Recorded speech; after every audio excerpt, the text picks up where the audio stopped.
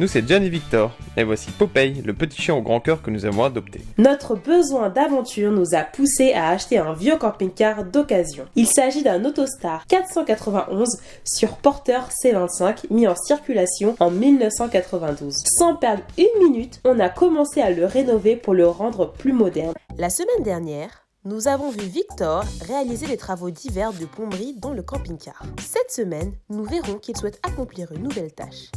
Mais malheureusement, une catastrophe le stoppe dans son élan. Bonjour à tous, dans cette nouvelle vidéo je vais rénover la capucine, c'est-à-dire que je vais la rendre beaucoup plus esthétique. Vous pouvez voir que pour le moment c'est pas très beau. C'est pas très beau, on voulait mettre des cordes, notamment sur le haut. Voilà, donc tout le tour comme ça là. Et pour les autres finitions, par exemple ce qui est sur le côté, autour des fenêtres, parce que bon ça fait pas très beau si on regarde de près quand même. On va faire exactement comme on a fait là, pour ces placards là. C'est-à-dire un petit joint de silicone, bien posé. Voilà, donc ça peut faire très propre, donc je pense qu'on va partir sur ça. Je vais vous montrer également le nouveau sommier entre guillemets qu'on a acheté et les matelas qu'on va commander aussi pour qui rentrent dans la capucine pour pouvoir y passer de bonnes nuits. Je vais pas avoir besoin de beaucoup de matériel pour la première étape qui va consister à poser des cordes. Donc j'ai juste besoin de ces cordes que j'ai achetées il y a 10 mètres, ça suffira largement parce que j'en avais besoin de 5. Et cette colle qui est censée tenir tout et n'importe quoi, donc je pense que des petites cordes toutes légères ça devrait aller. Ça, un cutter et un mètre et on est parti. Bon, la matinée commence pas très bien je vous avoue, vu que j'ai dû aller en ville chercher une nouvelle carte mémoire vu qu'il n'y en avait plus pour la caméra. Et quand j'ai voulu redémarrer, la voiture était en panne. Bon, ben je suis en panne. Il fait plus rien. Plus rien du tout. Donc voilà, j'ai perdu quasiment une demi-heure, trois quarts d'heure, le temps de trouver la panne. Donc au final c'était juste une cause de la batterie qui était pas assez serrée. Donc rien de grave, mais bon voilà, je commence la journée, j'espère qu'elle va mieux se terminer que ce qu'elle a commencé. Donc direction le camping-car. C'est très dur là, ce qui est en train de se passer. Je vais pas vous cacher, je sentais que ce matin ça avait pas été une journée folle. Je suis monté dans le camping-car, j'ai vu qu'il y avait une flaque d'eau au sol. Bon, j'ai tout de suite compris que voilà, vu qu'il pleut des cordes depuis 2 jours, je me suis dit qu'elle venait pas d'en dessous, donc forcément ça venait de dessus. Et en effet, en fait, ça coulait au niveau du lambris qu'on a mis à l'arrière. Dans le camping-car, je vois qu'il y a de l'eau par terre, jusque devant.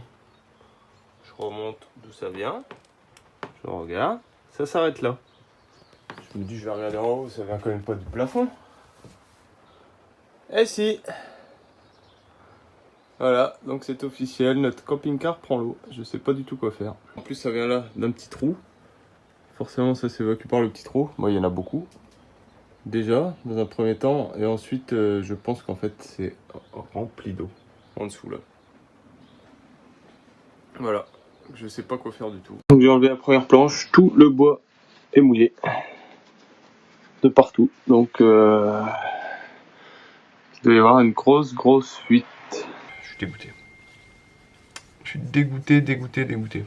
Donc voilà, j'ai commencé à enlever le lambris, forcément. J'ai remis le camping-car à l'abri déjà dans la grange. Donc j'ai commencé à enlever tout le lambris et puis ce sur quoi je suis tombé, c'est la catastrophe. Je pense qu'on se doutait que ça pouvait arriver, mais pas à ce point-là et pas aussi vite quoi. Donc voilà, je vais vous montrer un petit peu rapidement. Voilà, donc là où il y avait tout le lambris, j'ai commencé à l'enlever parce que ça coulait en fait. Au niveau là, il y avait des gouttes. Donc j'ai commencé à enlever ici. Je voyais que ça venait pas forcément de là. Quand je suis arrivé ici, donc c'était comme ça, tout tombant. Donc voilà, j'ai gratté un petit peu et puis là. Voilà. Je peux enfoncer mon dos dedans, dans le bois, donc c'est bien. Si je les sors, il y a encore de l'eau. Voilà, donc honnêtement, je sais pas quoi faire. Enfin, si, là, pour le moment, je vais tout démonter. Sachant qu'il me restait plus qu'un jour sur place, ça va être très compliqué. Voilà.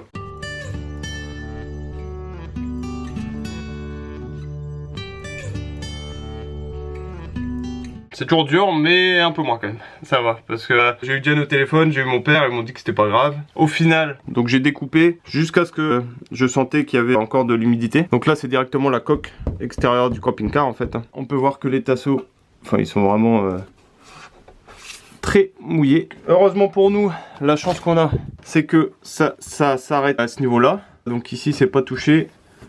Voilà, donc pour ce qui est au-dessus du placard de la cuisine, ça devrait aller. Après avoir, on va vérifier quand même, hein. De toute façon maintenant, vu comment on est. Le lanterneau, bah forcément je vais le démonter. On va en mettre un plus grand, on va partir sur ça comme solution. On va en mettre un beaucoup plus grand, ça pourra faire plus lumineux. On savait que malheureusement c'était un risque, cette chose pouvait arriver, donc voilà, bah là on est confronté à ça. On peut pas fermer les yeux, là c'est compliqué. Donc là, ce que je vais faire, je vais déjà nettoyer tout ça. Essayer de démonter le lanterneau et prendre des mesures pour acheter un nouveau lanterneau. Et puis après, bah je reviendrai pour le poser.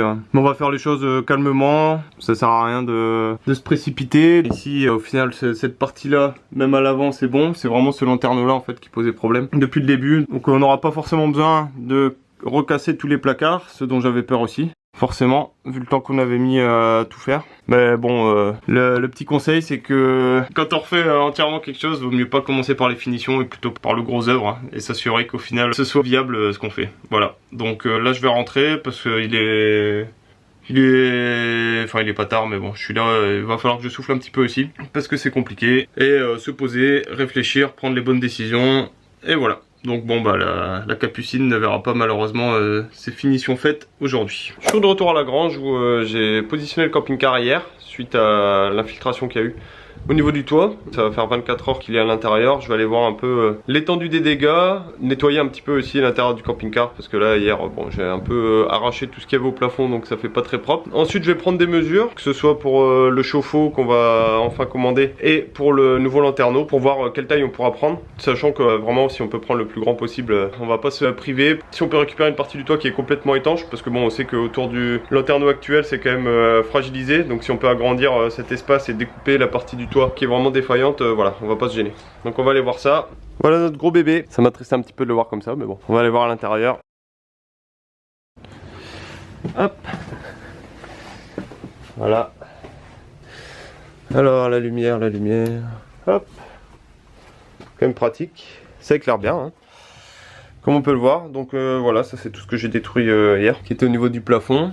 Bon, déjà je remarque qu'il n'y a plus d'eau au niveau du sol, ça a arrêté de couler, hein. Même les bois qui sont autour, ils sont déjà un peu plus secs que hier. Voilà, bon c'est bien, il va sécher tranquillement, le temps qu'on mette en place du coup les nouveaux travaux. Il aura bien le temps de sécher. À partir d'ici, le bois que je touche là il est sec, il n'a pas été touché en fait, il n'a pas été endommagé. À voir si on va pas gratter quand même un petit peu plus, quitte à enlever ces deux planches de lambris là, pour être vraiment sûr de pas se faire avoir. Et de l'autre côté, bah c'est pareil, on n'aura pas en théorie à démonter le placard de la cuisine, ce qui nous arrange bien parce qu'au final on avait essayé de le démonter avec Jen et on n'avait pas réussi. Donc si on peut le garder tel quel, ce serait bien. Donc je vais prendre les mesures du lanterneau. Moi j'aimerais bien qu'il aille de, pourquoi pas là, ici un peu plus loin.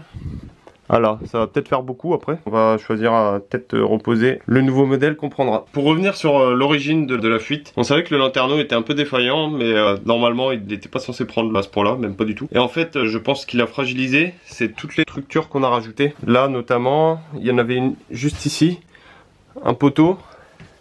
Et celui-là, en fait, qui a eu pour conséquence de soulever tout autour du lanterneau et de faire comme une espèce de cuvette en fait. Donc tout le lanterneau était plus bas parce que tous les côtés autour étaient surélevés et donc ça fait que l'eau stagnait et c'est pour ça que je pense il y a eu une si grosse infiltration. Malheureusement voilà, ça peut s'en prendre qu'à nous-mêmes, hein. Quand je suis monté sur le toit hier, j'ai vu que voilà, il y avait complètement vraiment une flaque d'eau en fait qui est restée au niveau du lanterneau. Donc pour peu qu'il y ait qu'un des joints ou même plusieurs étaient défaillants, bah voilà forcément ça fait que l'eau s'est infiltrée comme pas possible et donc on va remédier à ça. Nous voilà sur le toit du camping-car, c'est d'ici que vient le problème. Voilà, on peut voir que les joints ils sont quand même très fatigués.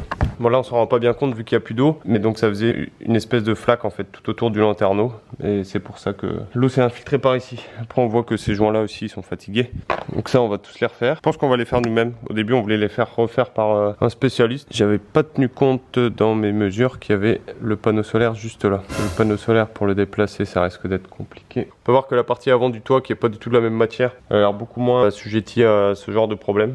Je vais débrancher les batteries du camping-car vu qu'on va le laisser dans la grange pendant 2 semaines avant que je revienne. Bon, le bilan de ces 2 semaines forcément il n'y a pas que du positif, mais quand même on le voit juste ici. Maintenant on a notre beau pare-choc qui est fonctionnel. Ensuite toujours juste ici on a notre belle cuve à eau sale qui est fonctionnelle avec notre belle sortie qui est juste là. Voilà, toute neuve. Bon, on la voit pas très bien vu qu'il fait noir, mais... Et ensuite, j'ai enfin terminé le branchement de la cuve à eau propre. On va pouvoir passer aux gros derniers travaux qui vont être la salle de bain. Ensuite, le chauffe-eau et le lanterneau. J'avais déjà oublié qu'il fallait le refaire. Ensuite il va nous rester les banquettes à refaire. La capucine on va commander le matelas, comme ça on l'aura pour la prochaine fois. Bon on y croit toujours de pouvoir partir avec cet été, même si ça va être un peu plus compliqué. En soi on baisse pas les bras, on est content quand même. C'est notre petit bébé donc voilà. On le laissera pas dans cet état là le pauvre.